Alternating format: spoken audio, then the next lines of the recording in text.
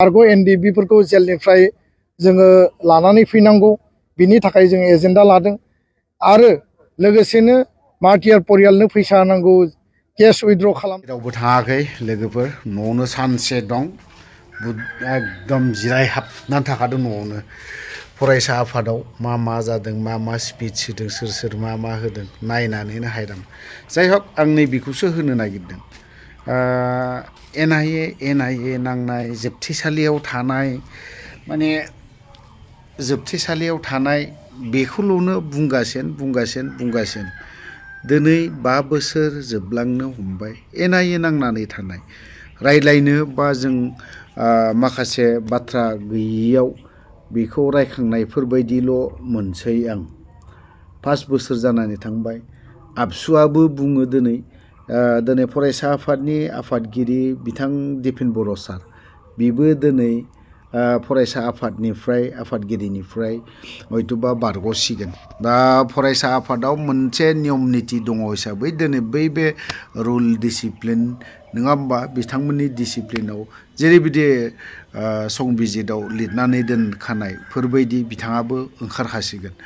ओंखारोब्ला जुदि फरायसा आफादनि माखासे दैदेनगिरिफ्रा नोंखौनो आरोबाव 5 बोसोरनि थाखाय आफादगिरि हिसाबै सालायलांनो दोनोबा बे दोनजानाय जायो दा खोथाया जाहैबाय मा मार्टियार्स फेमिलि आरो जोंनि सिमा बारायनाय मर पावार बारायनाय नङा होमबा आरो लोगोसे फाइनान्सा बारायनाय बा फैदेरनाय बा बिटिसिआव दिनै बेखिनि बाथ्राखौ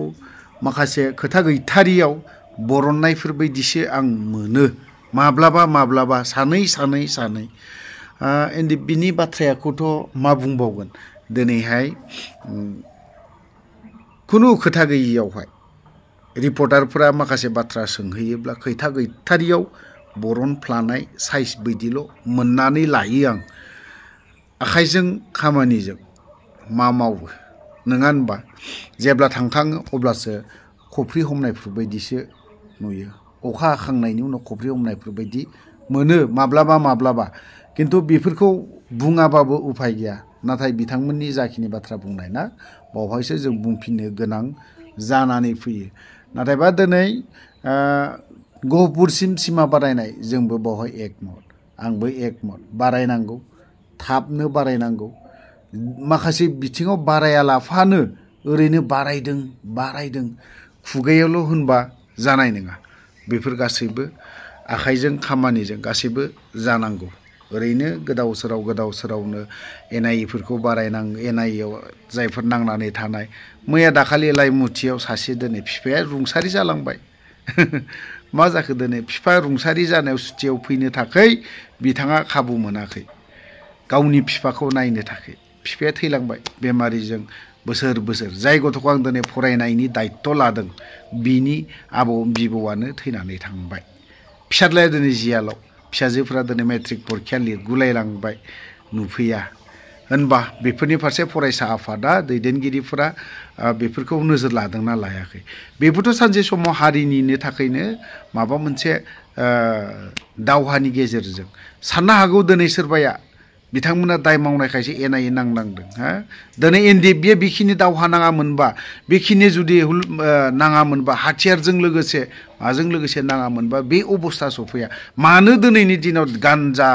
जानाय ड्राग्स जानाय दिनै मानो एभेलेबेल जानो हमदों बेफोरखौ मानो होबथानो हायाखै दिनै स्ट्रं मोनबा गोरा मोनबा दिनै मानोथो दिनै खौरां फेसबुक बायदियावहाय जाय बाथ्राखौ जों बुंथावा बेफोरबायदिया मानो एभेलेबेल जानो हमदों मानो दिनैहाय जोंनि मानसिफ्रा गथ' थानायफ्राबो गुबुनजों खारफिननो गोनां जादों मानो खारलाबाय थादों मा खारनाव मानो होबथानो हायाखै बेफोरबो बिथिङाव बेफोरबो साननो गोनां दा बेफोरखौ सोरबाया जुदि नायदोंबा बे बाथा बुथा ना एबसुआ मा बुस्थु एबसुआ मानो थाखाय सोमावसारदों बै गथ'फोर बुजिथारि सोमजिथारि जेबो मोनथिया आं एबसु होननानै दुगा बुंना लाबा जाया रोदा खारनांगोन एबसुनि मथ'फ्रा एबसुनि रावफ्रा रोदा खारनांगोन अब्लासो मेलेमाव सौग्रावहैजोबनांगोन एबसुनि बाथ्राखौ जायफ्रा दिनै बुंजायोब्ला दुखु मोनग्रा गाज्रि बाथ्रा बुंहरग्रा बिथांमोना बुजिनो मोननांगोन अब्लासो बे एबसु होनना बुंजागोन नङाबा आं जानला मानला बे आबसु गथ'फोरखौ थोद आं मोजां मोना बांद्राय जानला मानला बाथ्रा बुंनायफोरखौ दिनैहाय आबसुआ नांबोदों सोमावसारदों मानिदों गनायदों दिनै एनआइएनि बाथ्राखौ ओरैनो मिडियायाव लब'खौ खुगा खाथियाव हैब्ला सोंबा बुंफ्लानाय बिदि बुंफ्लाबा जानाय नङा हारिनि प्रति जायफोर दावहा नांनानै जायफोरा सोमावसारनानै जियाल जोबथानानै थानाय बेफोरनि प्रतिबो अननाय थानांगोन फरायसा आफादाबो दिनै दिपिन बर'नि माखासे बाथ्राखौ जों बेफोरबायदियावसो हमनानै मोनो नंगौ बिथाङा दिनै गोलाव सम फरायसा आफादाव खामानि मावबोदों गोलाव सम बिथाङाबो टिचारबो जाबोदों गाव मास्टार बिदि जब मावलायनायखौ रिजेन होलायनानै बियो दिनैहाय फरायसा आफादाव खामानि मावदों जों मानिदों थ' गोलाव बाथ्रा बुंबाय दिनै ओरैनो खुगायाव बुंफ्लाबा जानाय नङा एनआइए नांनानै थानायफोरखौ बरननांगौ मार्टियास फेमिलिफोरनो मोननाङिफोरखौ होनांगौ बेफोरबायदि बाथ्राखौ बुंबाबो जानाय नङा एबसुनि मुङाव दिनै सोमावसारनानै गोबां आइजोफोर गोबां मानसिफोर दिनैहाय जिनाहारि जालांदों सोरबा फिसाया गावथार जालांदों एबसु मुभमेन्ट समावहाय बेफोरनि न'खराव मा हैदों फरायसा आफादफोरा माब्लाबा थांफेरदोंना आर'नाइ गांसे हैफेरदोंना सोरनिबा न'खराव रिसेन्टलि नैबे बारा गोलावनि बाथ्रा नङा बेफोरो 2000 जेब्ला एकर्ड जायाखै एकर्ड जायैनि सिगां मा जादोंमोन काजलगावआव मोनसे धरना हाबाफारि लादोंमोन प्रमद बर'आ थांफेरदोंना बेफोराव प्रमद बर'आ जेला आफादगिरिमोन अब्लानि समाव ट्रेक्टर बेलथायनानै बावहाय सोरबा इन्जुर जादों सोरबाया खर'नि रोदा जदों सोरबाया रुंसारि जालांदों बावहाय बेफोरनि न'खराव हाबहैदों नामा बेफोरखौ दिनै बुङोब्ला एबसुआ दै नाङो दै गाङो माने रागा जोङो सानैसो इउटिउबार दङ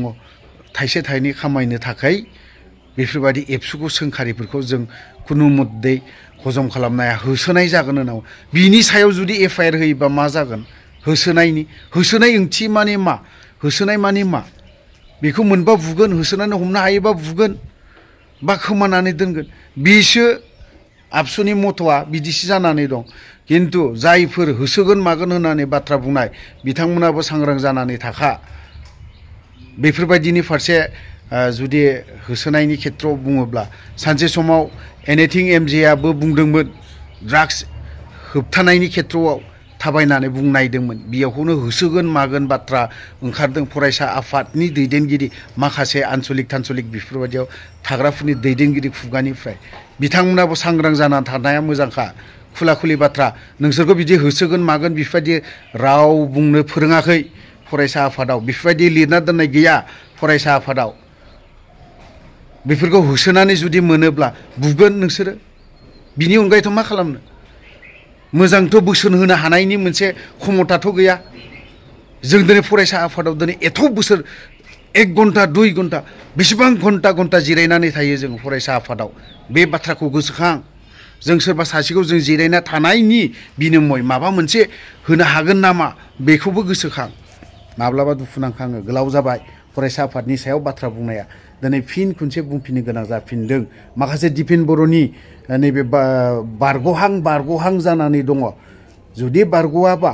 थिग আছে मोजांनि बाथ्रा बिथाङाबो मोजाङै सालायदों आरो ओरैनो खुगायावल' बुंबाय थाबा जानाय नङा माखासे एनआइए नांनानै थानाय बिसोरखौ बरननांगौ होननानै बुंबा जानाय नङा माखासे जायफोर मार्टियास जानाय बेफोरखौबो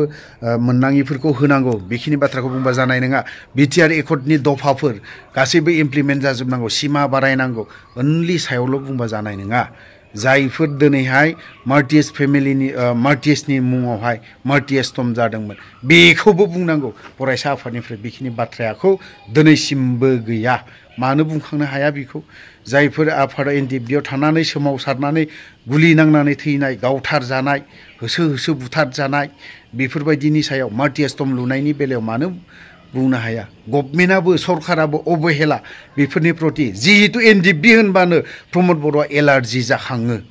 जिहेतु एनडिएफबि होनबानो गबिन्द बसुमतारिया एलार्जि जायो दासिमबो दा बुङोबा गोलाव बाथ्रा जालाङो थ' लोगोफोर गोलाव बाथ्रा बुंबाय गोलाव खोथा बुंबाय बावहाय दोनथ'बाय जय बर' हारिनि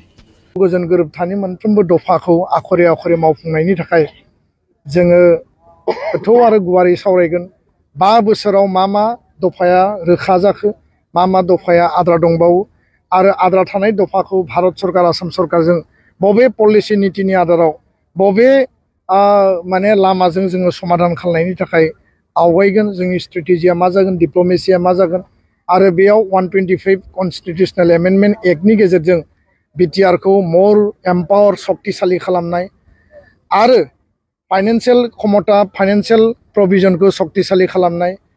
गहपुरसिम गामि सोनाय खोलाहानि गामि सोनाय बेखौ माब्रैहाय जोङो स्पीड आप खालामनो हायो आरो स्र' खालामनानै लानो हायो बर' कसारी काउन्सिलनि गामि थिसननाय बिनि पूर्णांग मर्यादा कार्बि आंलंनि एसटी हिलनि इस्यु बेखौ जोङो थिक खालामदों स्कुल प्रभिन्सियेलाइजेसनखौ लानानै जोङो गोथौ आरो गुवारै सावरायगोन फारसेथिं बारग' एनडिबि फोरखौ जेलनिफ्राय जोङो लानानै फैनांगौ बिनि थाखाय जोङो एजेन्डा लादों आरो लोगोसेनो मार्टियार परियालनो फैसा नांगौ केस उइथड्र खालामनांगौ रिहेबिलिटेशना प्राय जोबफैबाय एसे थाबावगोन बेखिनिया दिनै मेजर बेबायदि नंलिया खारन 4881 प्राय माने रिहेबिलिटेशन दिनै मोनबाय दा एनडिबिनि मोनसे इस्यु थाबाय एनडिबि रिलेटेड बारग' एनडिबि आरो एकर्डनि माखासे इस्यु थाबाय रिलेटेड जेंनाफोर थाबाय फारसेथिं बर'नि माहारियारि आफाद आरो गौथुमफोरखौ खौसे खालामनानै हाबा मावलांनायनि थाखाय जोङो थांखि आजावगोन हारि दानायनि थाखाय गुबुन फारसेथिङै बड'लेण्ड ओनसोलाव आसामाव थानाय ट्राइबेल माहारियारि आफादफोर आरो गुबुन गुबुन माहारियारि गौथुमफोरजों एबसु दुलाराय बर' फरायसा आफादा बिदा गेदेरनि रल लानानै जोङो ज'यै खौसे हाबा मावलांनायनि गेजेरजों जोंनि ओनसोलखौ आरो बिथांमोननि जेंना जेंसिखौबो जोंनि खहा जायै बायदि जिखिनि जेंना दङ बेखौ सुस्रांनायनि गेजेरजों जोङो खौसे बोरै थांना थानो हायो